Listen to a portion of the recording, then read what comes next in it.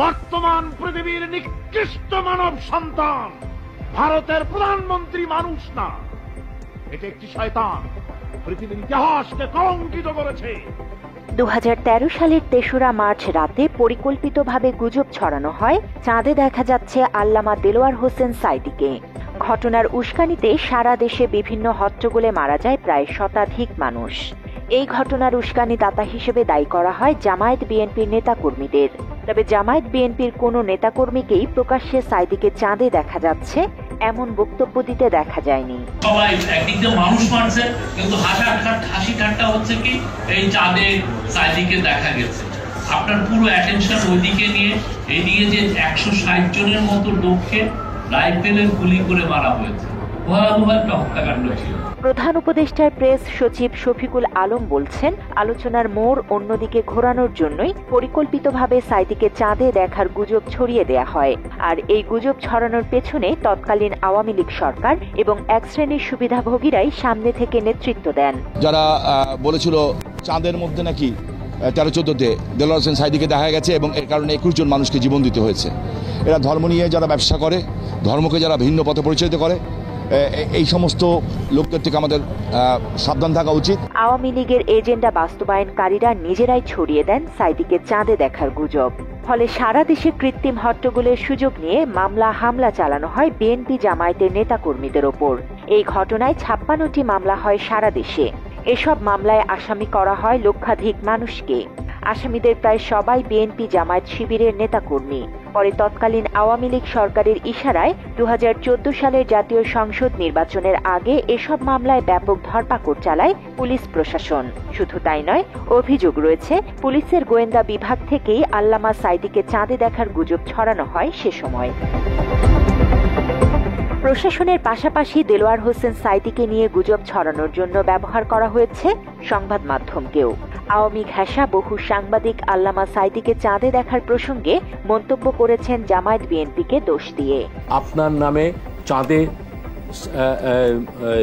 চাঁদে আপনাকে দেখা গিয়েছে, আপনি তো সেটা প্রতিবাদ করেননি, এবং সেই ঘটনাকে কেন্দ্র করে বগুড়াতে কতজন নিহত হয়েছে, রাষ্ট্রের সম্পত্তি নষ্ট করা হয়েছে, তখন কি আশরাফুল মখলুকাত ছিলেন? চাঁদে দেখার প্রসঙ্গ টেনে সাঈদীকে যুদ্ধাপরাধী এবং গণধর্ষণকারীও বলেন শেখ হাসিনার সাবেক তথ্য উপদেষ্টা ইকবাল সোবহান চৌধুরী। তিনি একজন আদর্শবান নাকি ছিলেন, ইসলামিক চিন্তাবিদ ছিলেন। তাহলে মানবতা বিরোধী অপরাধ করলেন কেন?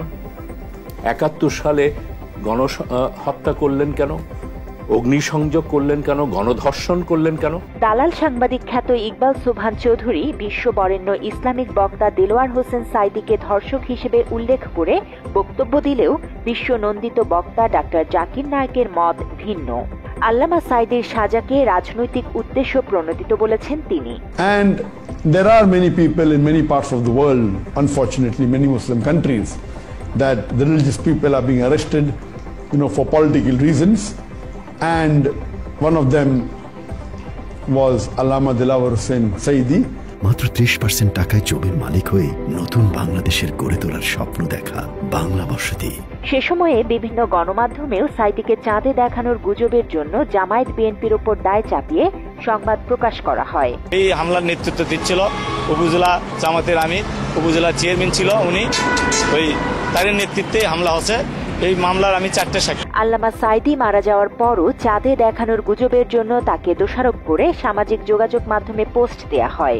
অভিনেত্রী ও আওয়ামী লীগের সাবেক এমপি তহুরা আলীর কন্যা মেহের আফরোজ শাওন সাঈদীর মৃত্যুর পর শান্তি অনুভব করছেন জানিয়ে খারাপ ইঙ্গিত করে পোস্ট দেন ফেসবুকে। সাজানো মামলায় কারাবন্দী হয়ে মৃত্যুকে বরণ করে নিলেও অন্যায়ের সঙ্গে আপোষ করেননি সাঈদী। 2 বারের সংসদ সদস্য এবং জামায়াতের তৎকালীন নায়েবে আমির মাওলানা দেলোয়ার হোসাইন সাঈদীকে মুক্তিযুদ্ধকালীন মানবতা বিরোধী অপরাধের অভিযোগের মামলায় মৃত্যুদণ্ড দেয় আন্তর্জাতিক অপরাধ ট্রাইব্যুনাল। পরে সাধারণ মানুষের তীব্র প্রতিবাদের মুখে এই রায়ের বিরুদ্ধে আপিলে আমৃত্যু কারাদণ্ড দেয়া হয় তাকে।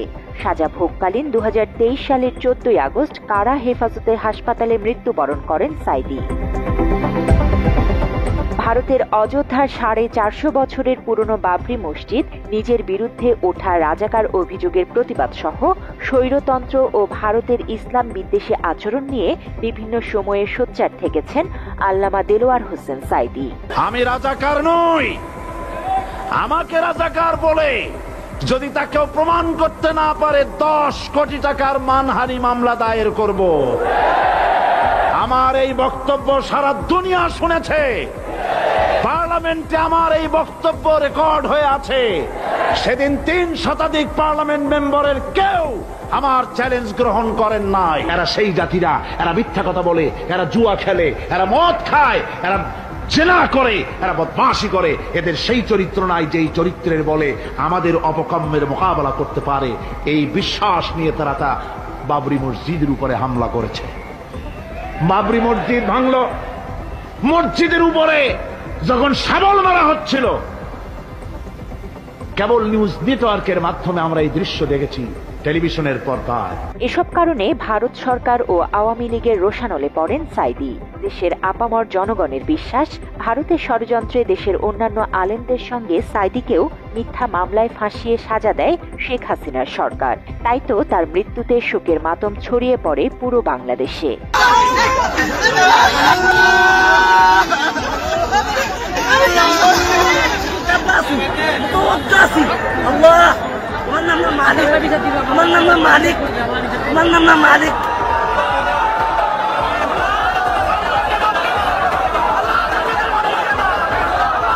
বিশ্ববরেণ্য বক্তা দেলোয়ার হোসেন সাঈদীকে যারা মিথ্যা মামলায় ফাঁসিয়েছে এবং তাকে চাঁদে দেখানোর গুজব ছড়িয়ে সারা দেশে যারা আলেমদের উপর নির্যাতন চালিয়েছে, সঠিক তদন্তের মাধ্যমে এসব অপরাধীদের চিহ্নিত করে বিচারের আওতায় নিয়ে আসার দাবি সবার।